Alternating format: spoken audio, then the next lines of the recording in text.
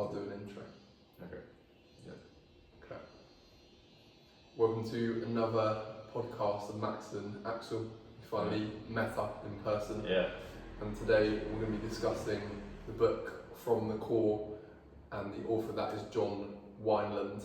Yeah. So just to give a bit of an introduction, that book is quite inspired by David Deida's The Way of the Superior Man, and talks a lot about what it is to be a man in the 21st century, how we can be strong leaders, but also grounded and sort of present in the moment, and also a lot about feminine, male-female dynamics as well. So yeah, let's get into it.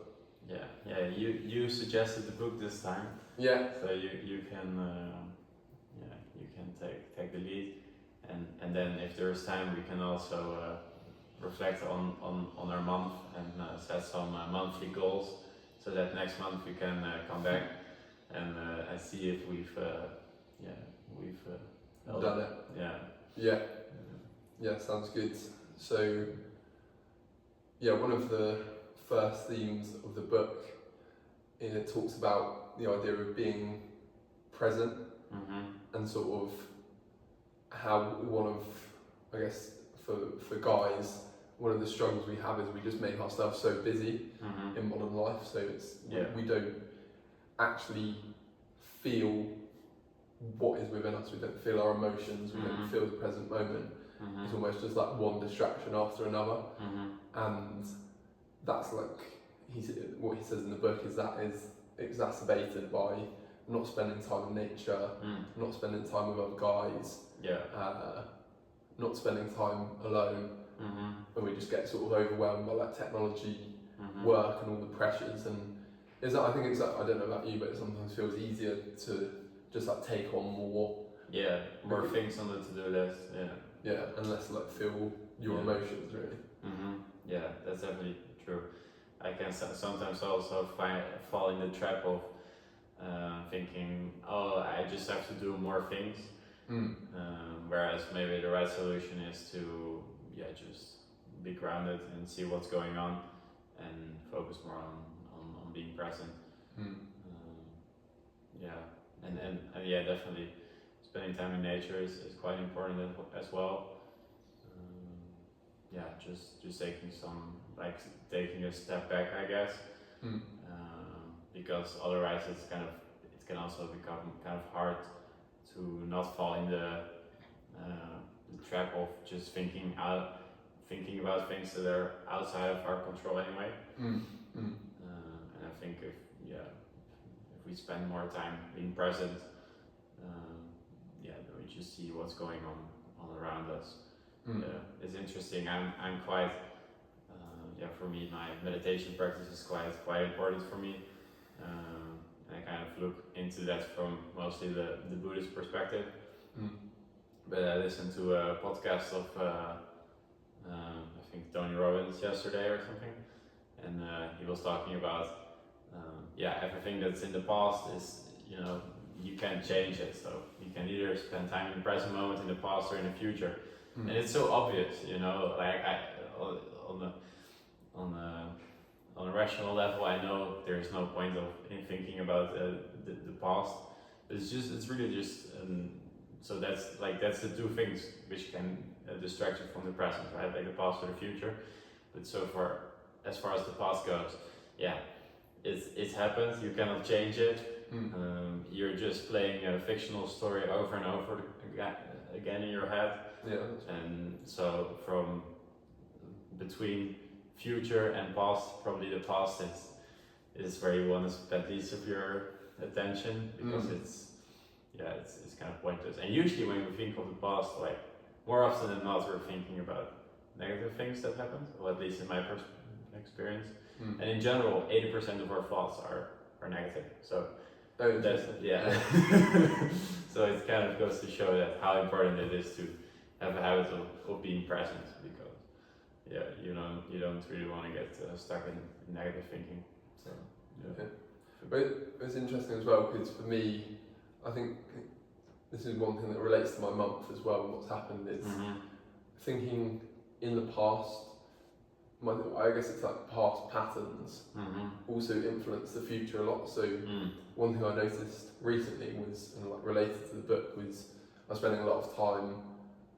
Well, in the mornings, I very quickly like pick up my phone, and then the past pattern for me was sort of, I guess, fear and thinking like where things have gone wrong in the past and expecting that's going to happen again. So I think, oh, something's going to happen. So then my behaviour was check my phone. So like, I guess it leads into that cycle rather than really feeling what the unease is and sort of sitting with it. I wanted to do this. I mean, I guess we still choose which behaviour will alleviate the feeling in some way, but it's just like I chose the behaviour, like checking my phone for things going wrong, that would make the behaviour worse. So yeah, that relates a lot to kind of what you were saying in the book about giving ourselves the space. I've been trying to do that a bit more in terms of space in the mornings. Nice. So what's been your morning practice now? Like, so does it work not checking your phone, and what do you do instead? Yeah, it's definitely been on and off. I haven't been 100% consistent, but more it would look like wake up, maybe go for a walk, read my book a bit, or like do some meditation on a good day. But yeah, it's not like wildly different, but it's just like pushing back when I check my phone, and it's just like a bit of spaciousness between my thoughts, which is good. Yeah, that's nice. Yeah, I've been thinking about my morning routine as well. I just have a lot of free time now because I'm kind of traveling around. Which means there is also some time for where I just kind of procrastinate and stuff. And I do have more time to meditate, which is nice. But then there's because I don't know, it's kind of hard to find the right balance between having enough pressure, having a good balance between ambition and gratitude, like being happy with where you are, what you have, like who you are, like that we're alive, and I mean, I think there's always plenty of reason to be grateful, and ambition, so striving forward. So now I think I can give myself, so in the context of like what to focus on for the next month, I think I can give myself like some more pressure of like things I can do. So we can apply the insights from the book a bit for our monthly goals. I was thinking about it earlier as well, and I'll be going on a road trip in China for like 12 days. So yeah, it's just a lot of like sightseeing as well, but I really want to focus on just doing that whilst being present and integrating my meditation practice like throughout the day, because I think that's when you get the most out of it. So I think definitely for the next 2 weeks, that will be like just focusing on being present throughout the day will be very important. What helps you with that? Is it just like mentally reminding yourself, or do you like spend time away from your phone when you can? What helps? I think the most important thing I can do is just really give myself time in the morning to meditate. So I will have like an insightful meditation, and usually when I have an insightful meditation in the morning or a few mornings in a row, then I will be more present throughout the day as well. So that's probably the main thing. And also I've been doing some bit of breath work again. I feel like that's for me also very good, and in general, because with meditation it's also in a way you're engaging your consciousness, of course, but it's also with breath work is for me a good way to stay kind of balanced as well, like to balance those two things, like consciousness and in the world here. So that's so the last time I did the breath work was great. So that would be my goal as well, to do at least every morning after my meditation to do some breath work. That will be my goal for first goal for this month. No, that's fine. Yeah. Sounds good. Yeah. And then, yeah, in the book, one of the other big themes was he talked about this idea of, for men, kind of our main urge is sort of freedom, Yeah. and then for women, their main urge is to have more love. Mm-hmm. And I see that a lot in relationships I've been in as well, where Mm-hmm. I'm more wanting to like take the space away, or like just pursue something that feels like, oh, you've completed it. Mm-hmm. Yeah.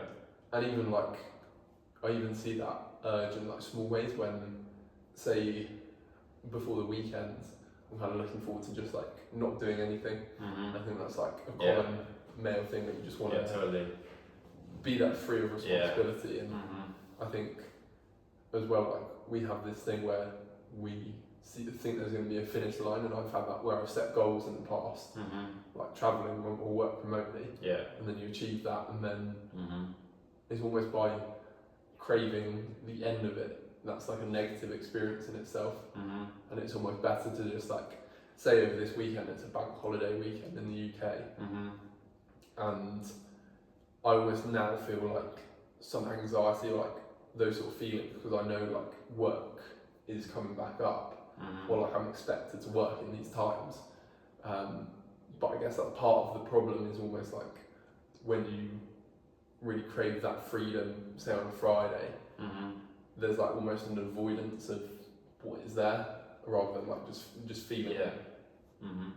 Yeah. So you mean now with the holiday, there's like you're gonna be off on Friday, or? Like as in last Friday. Oh, okay. Yeah. So I'm like, oh good, I have this free time. Mm-hmm. Like I can just like Yeah. feel free from responsibility. Yeah. But then on the negative, like now, like you saw, I had a call just then, so I'm like then thinking about it and like feeling uncomfortable with my chest Mm-hmm. about that. So Yeah. that's Yeah. it. Yeah, that makes sense. Yeah, I think this idea of like where the masculine energy strives for freedom, and so I think that's I read that in David Adidas' book, like the way of the superior man, where the masculine energy, and by the way, this doesn't mean that this like only males have a dominant masculine energy. There's always also some women that have a more stronger masculine energy than feminine energy, but more usually it's the men, and this is just one way of looking at it. But I think for me this works, and for a lot of people I think that it can be useful. But so he's saying that on the spiritual level, the masculine energy strives for freedom. And that the highest way of having that freedom is like the experience of ego, like egolessness state, like where you're like kind of not identified with the ego and just like one with everything, and that it's. How realistic do you think that is? I think that's I think that's realistic. Yeah, maybe not. Yeah, I think.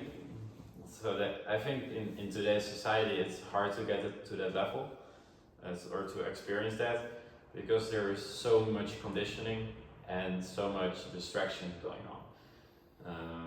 To just have like a really clear mind, which and I mean this is just my personal experience. There's probably a lot of other ways to achieve this or to get to this state, but like to have a really clear mind and be very concentrated to get to a point like where you're not identified with the ego and just feeling one with everything. Then you probably if you want to get to that point through meditation, then it can take some time, probably maybe a retreat or something.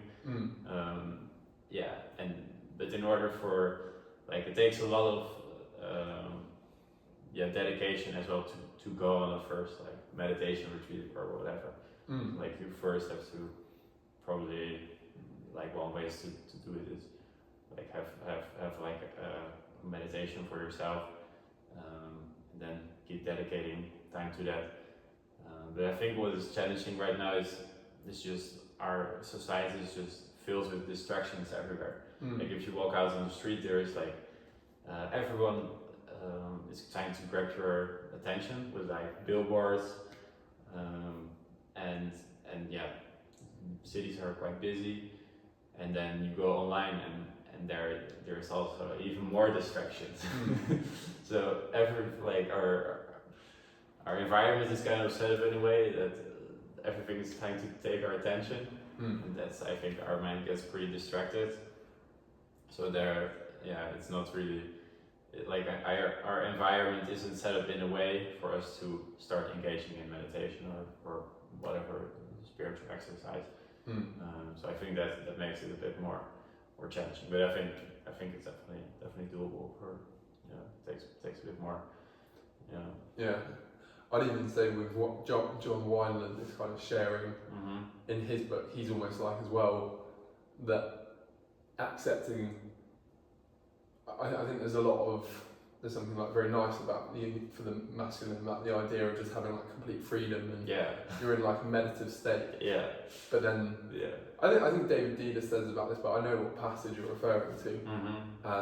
But I think he more gives the idea that you're almost like feeling through your emotions, rather than it's like a state of, I guess, contentment. It's more like feeling through what is already there, and maybe that's like discomfort or something like that. Okay. But I read the book The Subtle Art of Not Giving a Fuck, and that was really interesting because it opened my eyes to the idea that like our problems are inevitable. Yeah. And so even if you had more of like a Buddhist mindset, or like very kind of separate from your thoughts and emotions, this idea is that with what he's saying, that the problems will always come, and even if you have that mindset, you can still have this mindset that there's like enjoyment in solving problems, like we feel satisfaction. Yeah.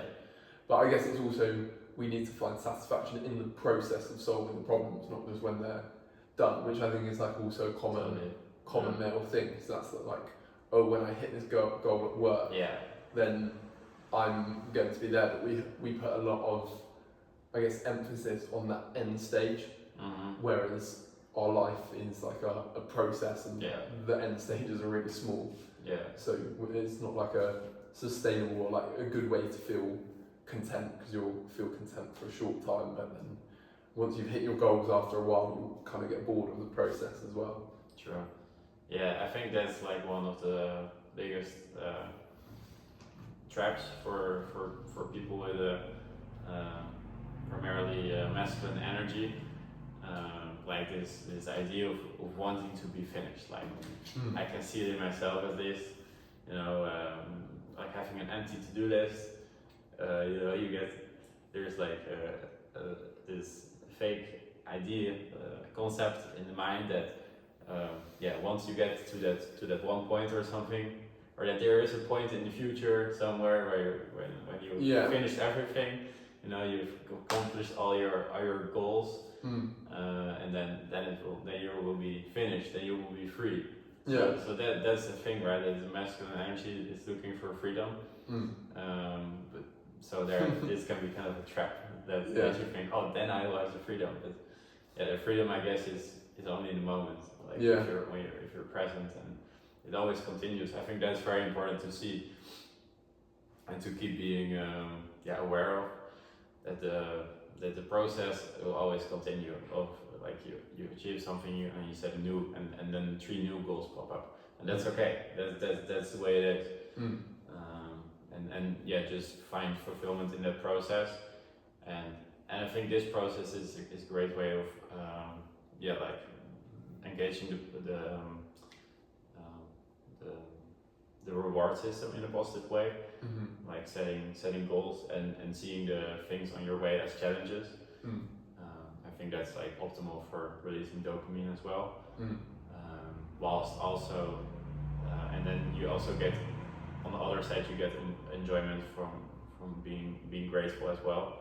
So it's kind of good to strike that balance between those two things, because the dopamine thing where you achieve a goal and then get the next one, that's great.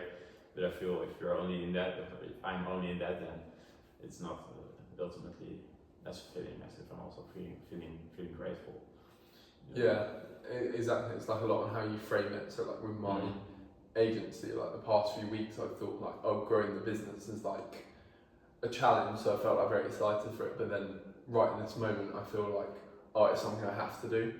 So right in this moment, it doesn't feel rewarding. Yeah. Whereas, and like the challenge is just like frustration at the problem of it not growing how I want. So it's like, it's quite interesting just how that changed everything. Like you can just tell yourself that this is a challenge and this is a challenge I find rewarding. Yeah. Well, I'll caveat that with probably not every challenge you'll find actually interesting. I think we were talking about it the other day that you maybe can't like fire yourself up for something that doesn't fire you up. True. Yeah. But also a big theme of, I guess, David Dido, jumping over to him, he kind of says that also there's the superior man will like kind of move through challenges. So if he set a goal, that it's about like moving towards that goal even when he doesn't feel like it, and that is a challenge. But then he also distinguishes between, with the idea of your purpose, that there might be times when you fulfill a purpose and you need to recognise that that's just an area you need to kind of drop, even if there are still potential rewards. So yeah, I think that's a difficult distinction to make as well. So what do you mean exactly with the last part you meant? So there's either we are sort of we lose interest in something because it's just not new. So say you start a new job, everyone's always really excited. But if he argues that the superior man will sort of push through if that's his true purpose. Push through that discomfort. But then he also distinguishes that there are layers of your purpose, and it might just be that you've got to the end of that layer of your purpose. So you need to distinguish between them. That makes sense. And I think there is also the challenge to strike the right balance, because like maybe you've like done the right soul searching and you know what your purpose is and you know what you like, the direction you want to go, and then so maybe you'll start a business, but you'll still have to do the tax returns for that business, and that's probably not going to be fun. But it's aligned with your purpose, right? So then it's the right thing to do, probably. But I guess that with these activities that you don't really like, that are still part of your purpose, that sometimes I guess you have to push through them. But if your whole life or a big part of your life is made up of activities that you don't really like, then it probably isn't really gonna be like that connected to your purpose, I think. Like I was thinking about that the other day. Like for me, my job also got a lot more fulfilling for me when I realized that this was gonna give me the financial independence needed for me to fulfill my purpose or to be on the right path. And because I was more connected to my purpose after some soul searching, that really helped me to see that this is the most efficient way to make money. That's similar to what, when I met my coach like a few months ago, he kind of said, because I was like not feeling so sure with my business, then he was like, if you want to try something else, you can almost use that as the motivation if that's like feels more aligned with what you want to do, and use the finances from your main work and you can still grow it to fund what you want to do. So I think that's a good way to look at it as well. Definitely. But I think it's especially actually like David Adidas book. I really enjoyed that one. It's a bit more abstract than the one we're discussing this time. But it's, there's a lot of great insights. And one insight from this book that we're discussing now is the author is encouraging masculine people to embrace feminine criticism. I feel like I can sometimes, like when I get some when I feel criticized by like someone that's important to me, like maybe my mother or some friends or a date or my sister, and then I can kind of feel like, oh, I don't want to be criticized. I don't like this, and I kind of want to get around it. But usually it comes from usually that criticism is like quite on the spot. Like I feel like women have quite a good way of like just naturally sensing what's off or whatever, and to kind of embrace that. Yeah, that's definitely a challenge for me because it can feel so uncomfortable. Like ideally I would just like that I'm doing everything perfect, Yeah. not needing the criticism. And I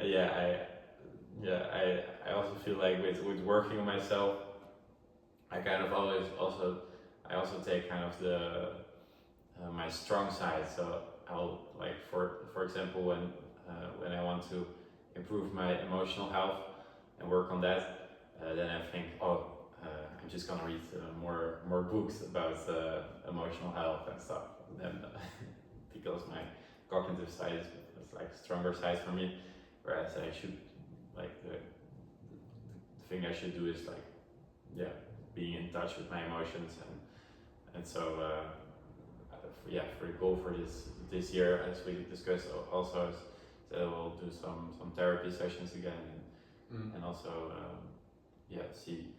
see if I'm not feeling like dating, if that's not just me running away from my emotions basically, because I don't want to get to my emotional side. So those are two extra things for me to work on this month and this year. Nice. Yeah. Cool, man. Yeah, I relate to what you said as well. That idea of like taking female criticism, but also just broader criticism too personally is like is a negative trait in itself, and it's like you have to be prepared to handle the discomfort of someone, I guess, hurting your ego. But I think as well, like, linked to what you said, that as guys we kind of want that freedom, and like freedom also comes in the idea of like perfectionism, that once I'm perfect and once I'm in this state, then like I won't be impacted by that, or so I think I kind of see that in that experience.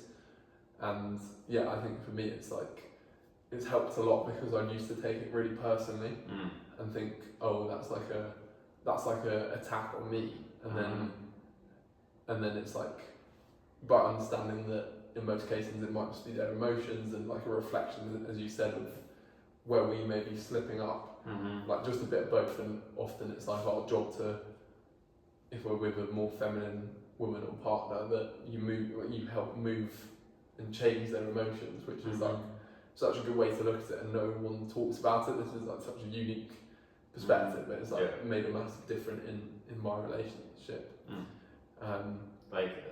Embracing the criticism or listening more to just accepting that it's going to be there, and like using it in a good way, and also just not like taking female emotion at like face value, and not like trusting it, because it like can change so quickly. And that's still like recognizing it and still appreciating it, but also just seeing that it will change, and it's not a true a true reflection of reality or the state of the relationship. It's just that feeling in the moment, and as you said, that can be a really good guide. So striking like a good balance between having taking the criticism seriously, and not feeling you should feel and I'm not getting like a feeling of low self-worth or whatever, because of like a strong emotion that will pass in the end. Yeah, exactly. Yeah. Do you feel like are you like perfectionistic in the things that you do? Is that your I don't think so much, but I've definitely been said to have a tendency. Maybe like the most obvious area I do that is in work and like thinking, oh, I need to get back to this email, and that's important for like good client relationships. So, and that's probably like a bit unnecessary to an extent. Yeah. And like people get used to like how quickly you can reply. So. Yeah, definitely in some areas, but it's like loosened off a bit. I think schools, like when you go to school or university, that's not really a good environment because it's like the best child is the one who gets things right the most. So it's like easy to want to be like that when you've had that system in place in your upbringing. Yeah, so it kind of creates a paradigm, a way of thinking in our head, in our subconscious mind, that everything has to be as good as possible, and also the thing that everything should be a success kind of thing. Yeah, that exactly. you couldn't fail, whereas failures that's what actually makes you learn. I think like definitely in some parts of Europe we could embrace failure more, because I feel like for example with starting a business or something, very often it will fail a few times before it becomes a financial success. But like before that, it's like a learning experience as well. So that's just as valuable. And I feel like with perfectionism, I would only have I think I have sometimes a bit of tendency to like if I have a new idea to do like a new project or try something new out, then I think then I like they have my creative imagination going through it, and I'm really excited by it. I can see the potential and how it can have a good impact. But then after that, I just start thinking, but it has to be like really good, and then I just try to conceptualize it a bit more concretely, and then I think, but that's not good enough, and then I just spend so much time thinking about it that it sometimes doesn't, or quite often it doesn't even happen, because I'm just not looking forward to me just keeping thinking about it. Whereas I could just take some steps, just get started. It just doesn't have to be perfect. I think that's really what keeps me from moving sometimes, that I really want it to be really perfect, especially with like idea of starting a new business or something. Then I spend so much time in the brainstorming phase because I think it has to be perfect. And I think so that's another challenge for me, I guess, this month to just, or a few months, to just like with the ideas that I have, like just take concrete steps. And so that's another good one for me. Yeah, exactly. Just start small, and I think one of the biggest misconceptions about doing anything is you need to know the full path, but you don't really. And as well, like most things you can, unless you're making like a big investment or something, you can just like adjust as you go. And like learn from other people who've been there. That's like a great like cheat code to just find someone who's ahead of you and pay to speak to them. Ask their advice and can make a big difference. And it goes also back to like the first part of our conversation, where we talked about being present. So you've talked a bit about how the past isn't really all that beneficial to keep repeating, but then spending too much time in the future is also like relating to this challenge for me to not overthink things too much and just start doing the things I want to do, because you cannot predict the future. So it doesn't even make sense to think you can completely think about everything and then know how it will end, because then everything will change again and you will need to readjust your plan anyway. So it doesn't it's not optimal. I think that's, for me, is definitely a challenge as well. Like, not overthinking everything too much, and yeah, and like if things go bad, you can always fix them. I think Marcus Aurelius said that it doesn't really make any sense to like worry about things because either the thing that you're afraid of will happen and you will not be able to deal with it and it will beat you up. Well, but then you won't be able to deal with it anyway, so it doesn't matter if you think about it or not. Yeah. It will just or it will happen and you will be strong enough to handle it. And then you're strong enough to handle it, so then it doesn't matter to think about it. So I think that's a good ancient perspective as well from those times.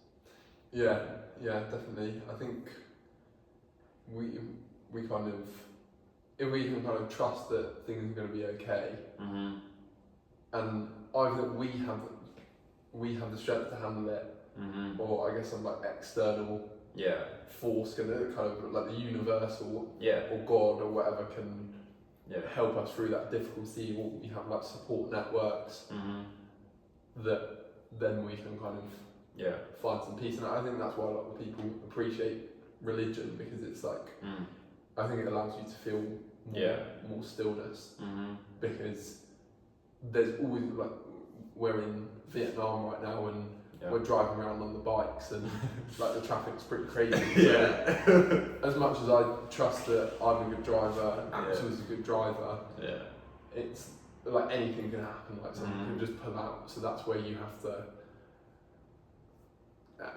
just like trust the moment, even though like for a lot of people it might be easy to be scared, and like, which I mean it is scary to an extent, like driving a moped like somewhere like here, but totally.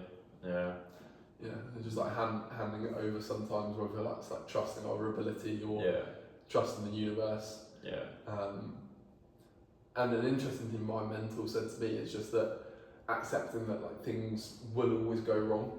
So he kind of talked about the example of celebrities and how celebrities, although that some will have like a very stable career, inevitably almost every celebrity just does something completely wrong. They have a divorce, they have an addiction, and it's like to be that consistent for so long where you're not don't have bad press. It's like we're human at the end of the day, and there's always going to be stuff that happens to us. So I guess that goes back to that idea of like problems, and they are inevitable.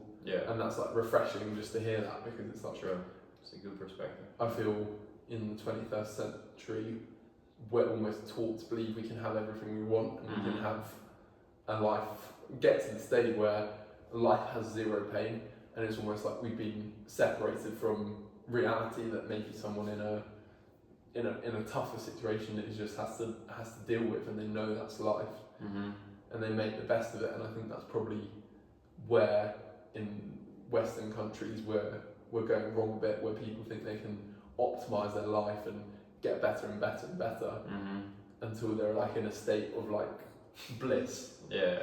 Which goes back to the masculine urge of like, let's get freedom. True. That's definitely true. I think that the emotion or the state of mind that goes along with praying can be very beneficial. I don't personally pray, but I think just the perspective of handing your problems over to God or to the universe. I think that's just like a very good way for your mind to frame it, to look at it, because then you feel like you're not alone with it, and also it goes along with the feeling of trust. Like in order to pray, you trust that if you pray, that it will be alright, and you can either have trust. It all goes down to emotion. Like in the end, like you can have trust that things will be okay, or you can be in a state of anxiety and worry that things will not be okay. And even with meditation, in that moment, you're trusting that things are going to be okay. But you're just not trusting in anything, you're just trusting that the thoughts that I experience now aren't the objective reality of this world. Yeah, true, and yeah, that's a good comparison with prayer, where you can relate to that, because you're trusting that if you let go of your thoughts, the world isn't gonna crumble. Yeah, things will be okay, and you'll be better off. Yeah, that's also with, like, if you meditate a bit more deeper, than like a feeling of anxiousness can arise. That's just kind of like like the ego popping up, because if your mind becomes very still, then there's no place for the ego for that, and that's like a fearful feeling, because we're so used to this feeling of self-identifying with everything all the time, that when we meditate and that kind of goes away for a little bit, that we're scared of it dissolving. So that's an interesting thing which you can encounter when you meditate, or something like.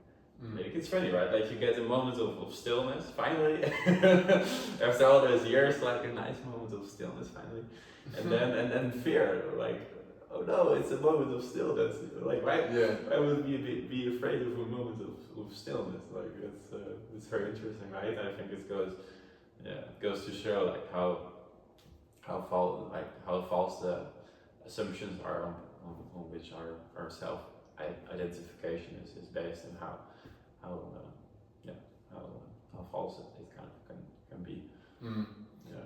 In that Eckhart Tolle book, he kind of says about I can't remember what he calls them, but it's almost like it's just like the discomfort of getting used to, like, stillness. Yeah, totally.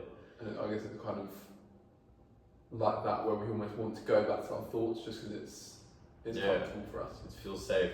Like, we've had this state of like, we're so used to this state of always being like having, like, self-identifying, even though it's not pleasant. Like, 80% of the thoughts are negative, so it's definitely not pleasant, but it still gives us a feeling of comfort. Just like that people that go through, like, bad things when growing up, they try to seek the same bad things while they're adults sometimes, because it's known, it's in the known. So so that's why, like, sometimes we can keep doing that. How do you think we can kind of get out of that pattern? Say if we've had a pattern where I guess we're thinking a lot, or maybe we're choosing more negative experiences because they're comfortable. Like, how, in your experience, have you been able to change that pattern? So my pattern, where I've managed to dedicate substantial time to my spiritual practice, I think it also started with me, like, becoming disciplined. But it's not that way for everyone, but for me it's really helped that I like, before, like, I got into contact with spiritual practice, I was quite, like, focused and ambitious, so I was able to put the things that I thought was important before, like, the emotions of the day. And working out a lot, doing cardio, because I think with everything, I think that physical exercise is always a really good way of choosing that where you're gonna allocate your time, that you're in the end the person that chooses how to spend their time. So I developed discipline, and then I had these moments of insight. The first one was, like, in an ice bath, where my mind kind of expanded, and later on a meditation retreat. So then I found, this is, like, totally different than anything else I've experienced in my life so far. There's definitely something here. This feels very right and feels really important. so I want to dedicate more time to this. And because I had already developed a habit of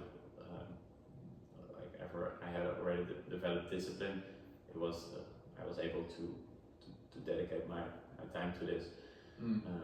Yeah, it can be quite challenging because, like I said, if you open your phone and you go to any social media app, then your attention will continuously be taken away. Yeah. So. I think, as you say, awareness of the problem is probably the biggest challenge. Because I think a lot of my challenges have been solved when I've just spoken to someone. So that can be anyone. So it's happened like various times throughout my life where I feel stuck and speak to someone, and actually it's normally someone outside of, I guess, my friends who know me already, outside of my family as well. I don't feel my breakthroughs have come as a result of speaking to friends or family. Yeah. It's almost like they have the people outside of that group have kind of like a fresh perspective. True. Yeah. So yeah, I think like a lot of people, it's probably just awareness, like they may be doing these things and either they don't know the problem or they don't know how to solve the problem, because they're not sure. Maybe they're acting a certain way, but they're not sure what's behind that. So like that example I said of where I'm checking my phone, I knew I was doing that and I wanted to stop because I recognised it wasn't helpful for my life and feeling good. But then I actually shared that in the men's group that I took you to, and I shared that, and then I was like, I want to work on this tonight, and someone kind of walked me through it, and I realised this. I've always used this technique of like planning and overthinking to make me feel safe and secure, and it's also like a benefit in business if you're able to plan and do stuff well, then that helps. But then just for like quality of life, you obviously have like a lot less headspace. And then when I freed up that headspace, I felt like a lot more motivated to like work on my business just for kind of like fun and the pleasure of solving that challenge. So I needed that external input. Yeah. So what was the change in mindset? Like what was the mindset before and what was it after? The mindset was I'm checking my phone in the morning. I feel anxious about that. And like why? Why is that? Like why can't I change this feeling and like change this action? But then after it was more like I recognised that I've always kind of tried to plan. And so it's kind of out of fear that I'm checking my phone, so you understand the driver. And then it's easier to think like, oh, I know it's just fear, it's going to be okay. And like, trust the moment and step back from that. Yeah, that's good. And you've seen to make progress with not checking your phone, so that's good. Yeah, I do think that's true. Just talking to new people definitely brings like a new perspective on most issues. Yeah, absolutely. Cool, man. Let's round up there. So I think we both definitely recommend From the Core by John Wineland. It's like one of my favourite books. I've already read it a few times and only first read it like a year ago. But let's just finish off by kind of reflecting on what the goal is for next month. Do you want to go first? Yeah, definitely. So throughout the conversation, I've identified 4 things to focus on. Doing after my meditation in the morning, doing some breath work every day. And then using that insight hopefully to be present throughout the day. And another challenge for me, I can, like, if I look at my thought patterns, then there's just a lot of unnecessary, in my view, thoughts going on about how the things, like how I see myself, how I want to like bring that across. So this is kind of like about my self-image. Like I'm thinking a lot about my self-image, and when I feel like I've gotten to a new point, that I need to have the people around me to understand that, I've improved. I'm I can do new things now. I can get to a next level now. So I guess it like comes kind of from a feeling of an insecurity that I don't really actually completely believe in myself enough yet. That I can do these things. And just kind of recognizing that and not engaging in the thought patterns of me wanting to have the people in my environment or some people like around me see me a certain way, because in the end that's never you can never get that. You can never get everyone to see you like they want you to see you. So that's kind of like a challenge for me, just seeing that, recognizing it and accepting it, treating it with compassion. It's starting to kind of turn into a kind of abstract goal for the month, but it's just important to be aware of this. Just doing my best not to engage too much in it, and just focusing on, like, if I do think, to just think positively, as cliche as that sounds, and when I see that something is coming from like a place of creative imagination, focusing on that, because where your attention goes, there the energy flows. So that's I think that's important to keep aware of this month. And then for the year it will be I said earlier I would do 10 therapy sessions this year, so I'll focus on that, and I will try to be aware of when I'm like in dating, kind of running away or not dating when I feel like it is because I'm trying to run away from my emotions, and because I'm scared to get to that place where I will feel my emotions through the process of dating, and just kind of recognizing that and standing still and seeing that it's gonna be okay, and I don't have to be afraid of my emotions. Okay.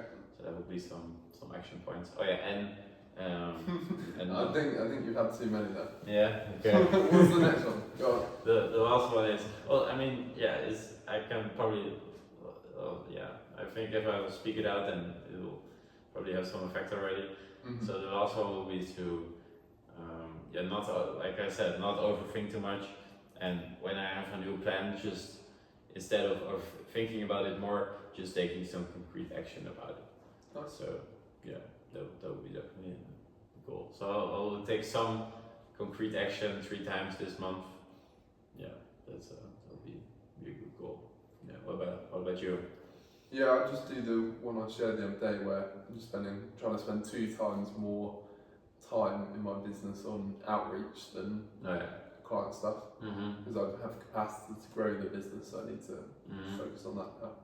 And then just keep going with the meditation and trying to delay phone use, because that's had like the past few months, that's had like the biggest knock-on effect on my overall life. So I think I just need to not let the meditation kind of drop off, because it definitely has done. Do you have any idea when? So that this is like at least part for the morning part, right? Like first thing in the morning, not checking your phone. I'm kind of a morning person, so my mind's kind of sharp in the morning. Does it work for you to meditate in the morning as well, or not really? That's kind of what I was doing, but just super consistently. Okay. Do you want to set like a concrete goal for that, like for meditating in the morning? Or? I think I said 4 days a week. 4 days a week. Okay. So next time we'll see if you did 4 days a week of meditation, and if I did the breath work. If I did the breath work, and if I did 3 concrete actions. 3 concrete actions.